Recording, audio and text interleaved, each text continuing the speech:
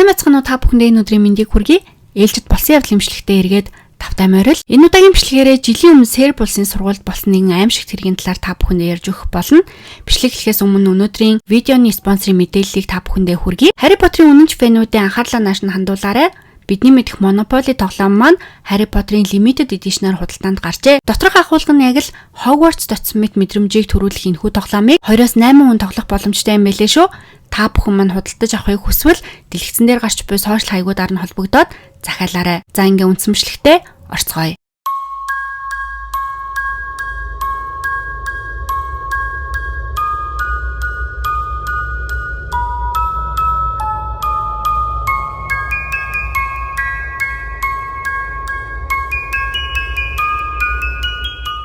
(2023 оны 5 дугаар сарын 3-нд Сэр Булсын Белград хотын Владислав Рибникарын нэрэмжит бага сургуульд буун дуу гарчээ. Бууцсан этгээд нь 13 настай сурагч хүү байсан бөгөөд сурагчид болон ажилчид руу гал нээж 9 оюутан хамгаалтын ажилтан зэрэг 10 хүн ам үрэгдэж 5 сурагч, 1 багш гээд нийт 6 хүн энэ явдлаас болоод бэртсэн байна. Тус улсын хувьд 2021 онд 100 хүн тутамд 39% эзэмшлийн буу ногддог гэсэн тооцоо статистикийн үзүүлэлтээр Америкийн нэгдсэн улс болон Йемен дараа дэлхийд 3 дугаар чигссэн ба тус улсад буу эзэмшил нь 1990 оноос Югославийн дайны дараа өргөнд харахсан байна. Хэрэг гарсан тус баг сургууль нь Врачар хотод байрладаг ба 1975 онд зэрэгэлдээ орших 2 баг сургуулийг нэгтгэснээр Франц Югославийн найрамдлын төсөл болгон байгуулагдсан ба 1000 орчим сурагчдтай тус сургууль нь Серб Франц хэлээр хос хэлний боловсрол олгодог бөгөөд 7-8 дугаар ангийн сургалтын хөтөлбөрийнх нь 50% нь Франц хэлээр заадаг Белградын баг сургуулиудын дунд өндөр түвшинд тооцогддог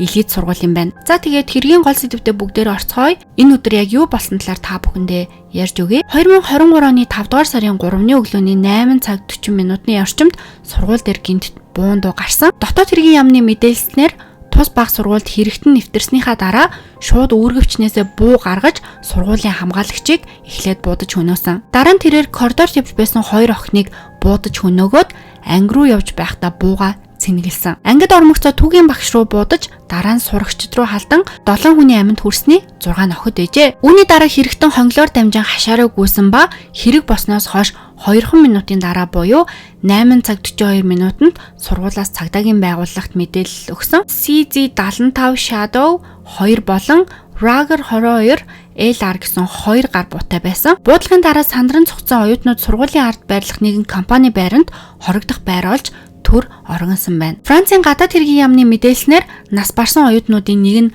Францын иргэн байсан бол дахиад нэг охин нь Сербийн мэрэгжлийн волейболын дасгалжуулагч хуучин тоглогч Драган Кобилский хүүхэд нь байсан. Тэгэхээр нэлээд нэр хүндтэй нөгөө нэг элит сургууль байсан болохоор бас л том хүмүүсийн хүүхдүүд нь сурдаг байсан байж таарлаа л та. За тэгээ буудсан этгээд цагдаад баригдсан даруйдаа хэрэгээ хүлээсэн Белград дахь улсын дээд прокурорын газар түүнийг 13 настай 7 дугаар ангийн сурагч гэж тодорхойлсон ба насанд хүрээгүй хүүхдийг хамгаалах тухай хуульд эрүүгийн хариуцлага хүлээлгэх доод насыг 14 байхаар тогтоосон тул тэрээр энэхүү насанд хүрээгүй учраас ер нь бол бүх ялаас суллагжаа гэсэн үг. Тэгэхээр сургуулийн тогтолцооны хүрээнд цахилгаан шийтгэл нь дээд тал нь тухайн хүүхдийг сургуулаас хөөх шийтгэл байт юм байна. Тэгэхээр яг хуулаа дагаад сургуулийн дотоод журмаа дагангууд тэр хүүхдийг ялгалахгүй зөвхөн сургуулаас хөөх нь тэр хүүхдийн яг насанд нь тохирсон хамгийн дээд ялын хэмжээ гэж авч үзэж байгаа юм байна л та. Буудсан этгээдийг Белград дахь сэтгэл мэдрэлийн эмнэлэг болох хүүхэд өсвөр үеийнхний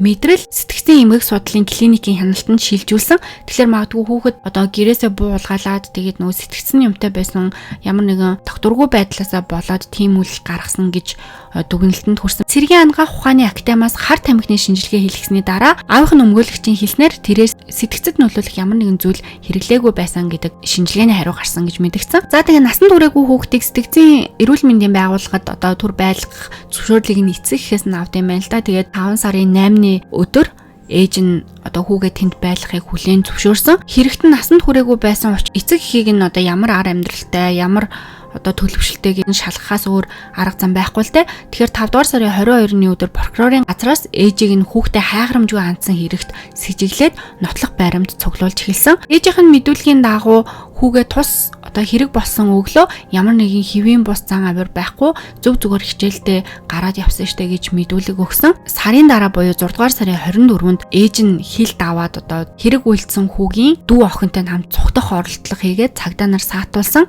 Тэгээ ээж нь энийхээ хариуд яах гээд явах гэжсэн бэ гэдгсэн. Эмчийнхээ зөвлснээ дагуу энэ явдлаас болоод миний сэтгэл санаа айгүй муу байгаа. Энийхээ дагуу эмчтэйгээ ярилцчаад охинтойгоо богино хэмжээний амралтанд явахаар төлөвлөж байсан гэж мэдүүлсэн. За тэгээд 7 дугаар сарын 12-нд шүүх Сербийн үндэсний банкнд эцгийнх нь мэдлэлт байсан бүх одоо хөрөнгө бүх зүйлийг нь төр хугацаанд захиран зарцуулах эрхгүй болгож хаасан. Хэргийг үлдсэн 13 настай хүүгийн өөрийнх нь мэдүүлснээр аав нь түүнд буудах, бууд сэнэглэх, сум унлах зэргийг нь заасан гэж мэдүүлсэн. Тэрээр мөн аав нь хэрхэн оновчт харваж буудаж байгааг нь хараад хүүхдээ бүр ингээд миний хүүхд айгүй мундаг байна гэж бүр сайшааж исэн гэж байгаа байхгүй юу. Хүү аавынхаа бууг хэрэгэлсэн байж таарсан. Тэгээ яаж тэр бууг нь авснаа тодорхой мэдүүлсэн байгаа юм л та. За тэгээ тэрээр хэлэхдээ бууны сейф манайд байдаг. Тэгээ сейфний код нь 3 оронтой. Буу нь бас дээрээ гохон дээрээ нууц кодтай байсан. Кодыг нь тайлах гэж удаан тэмцэж галт зэвсэг хэрхэн олж авах талаар удаан одоо хайж олон зүйл сурч эцэст нь тэр хоёр кодыг тайлсан гэж хэлж байгаа хгүй. Тэгээ нөгөө талаар хохирогчдын нэгнийх нь гэр бүлийн өмгөөлөгч нь хэлж байгаагаар бууцсан этгээд зарим өгүүлбэрт бас харамсаж буй мэт боловч яг үнэндээ харамсаж байгаа дүр ерөөсөө харагдахгүй байсан гэж хэлсэн. Бүр тэр олон хүүхэд нас бараад тэрний ар гэр гэл угаасаа гомдолтой хүмүүс зөндөө байгаа шүү дээ. Тэгээл тэр хэргийг үйлцэн хэдий жоох хүүхэд ч гэсэн 13 настай уучраа мэддэг болсон. Тэр гаргаж байгаа үйлдэл реакшн хэлж байгаа үг мөгнүүдийг нэг бүрчлэн л айгүй олон хүн олон талаас нь хянж байгаа. Тэгэхэд тэр хүүхэд хэрэгээ ингээд хүлээж авахтаа ямар ч тийм гимсэн зүйл ингээ харагдахгүй байсан гэдэг жаахгүй юу. За тэгээд 7 дугаар сарын 21-ний өдөр хохирогчдын нэгнийх нь ар гэрийнх нь хүүхдийнхээ амь насыг хохироосон хохирлыг нөхөн төлөвлөхээр буудсан хүүгийн ээжийн эсрэг иргэний хэмжил гаргасан. За Сербийн ерөнхийлөгч Александр Вучич тус өдрийн буудал цантай холбогдуулан олон нийтэд хандан галт зэвсгийн талаар шинэ арга хэмжээ авах мөн эрүүгийн хариуцлага хүлээлгэх доод насыг 14-өөс 12 болгож бууруулах саналыг засгийн газар санал болгосон.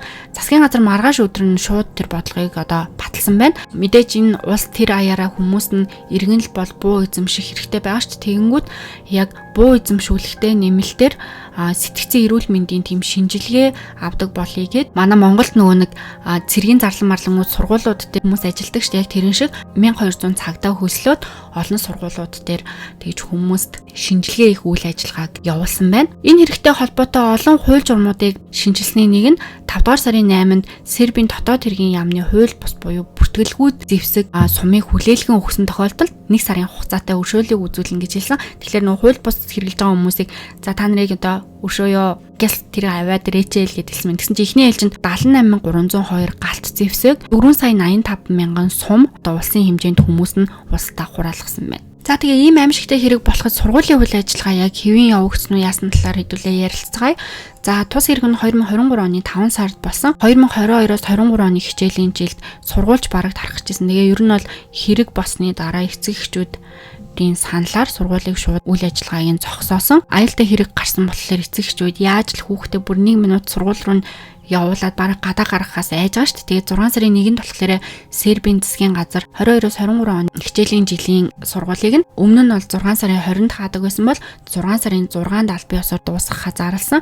Тэгтээ засгийн газраас нь яасан бэ гэхлээрээ олон хүүхдүүдийн сэтгэл санаа бүр аягүй хэцүү байгаа шүү. Тэгэхээр сэтгэл санаанаасаа болоод хангалттай өөрийнхөө хэмжээнд дүнгээ гаргаж чадаагүй байгаа хүүхдүүдтэй дэмжлэг үзүүлэх зорилгоор 6 сарын 6-нд хаана гэхдээ 20 хүртэл та нар өөрсдийнхөө саналаар хичээлдээ яваад өөрийнхөө дүнг ингээд сайжруулах боломжтой гэсэн нэмэлт боломжийг олгосон. За тэгээ 6 сарын 20 хүртэл хичээлд хамрагдж байгаа хүүхдүүдэд нь энэ хугацаанд нь ямар хөтөлбөр явагдах вэ гэхлээрээ хоорондын харилцан ойлголцол, хамтын ажиллагаа, дэмжлэг, талархал зэрэг сэдвээр сурагчдын нийгэм сэтгэл хөдлөлийн ур чадварт зориулсан тийм нэмэлт анги боловсролын хөтөлбөрүүдийг бас сургуулийн зүгээс явуулсан байна. Гэхдээ энэ санал болохоор багш нар ч гэсэн зарим хүмүүс жоохон дургүй байсан.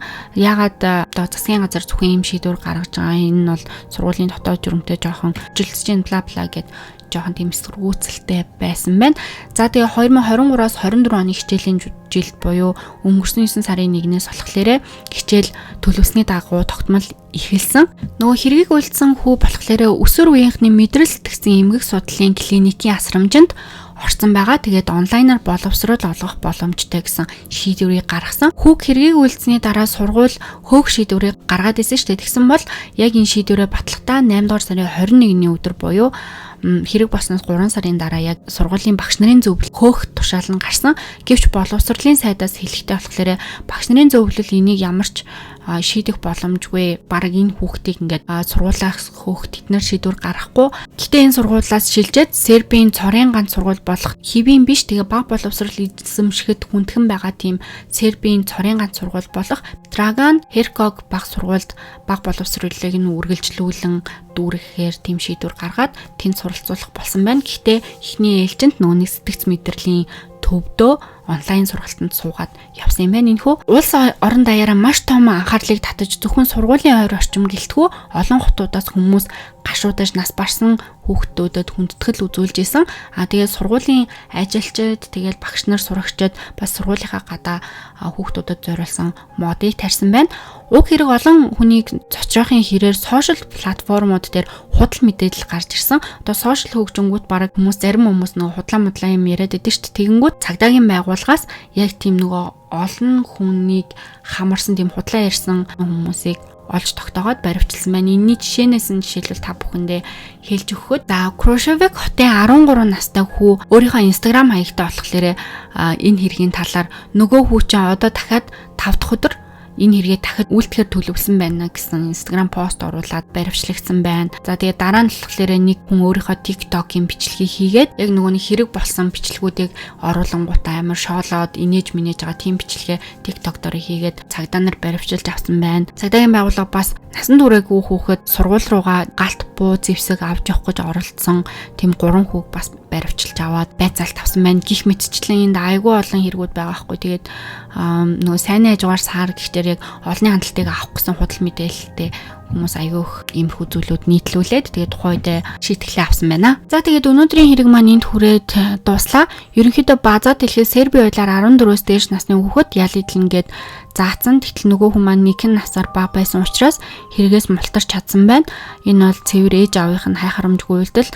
Аав нь болохоор яг хөтэ эрэгтэй хүүхдэд багаас нь бодвол одоо юм сургая гэж бодоол одоо хөдөө мөдөө аваачаад ч юм уу тэр хоёр дадлах хийдгэл байсан байна. Тэнгүүт хүн аваачаад тэр бууг нь нууцаараа авч яваад код модын хийнгүүтээ сургууль дээрээ тийм үйлдэл гаргацсан байгаа байхгүй юу. За тэгээ миний өмнө нь ярьж байсан хэрэг дээр яг ийм хэрэг гарч исэн.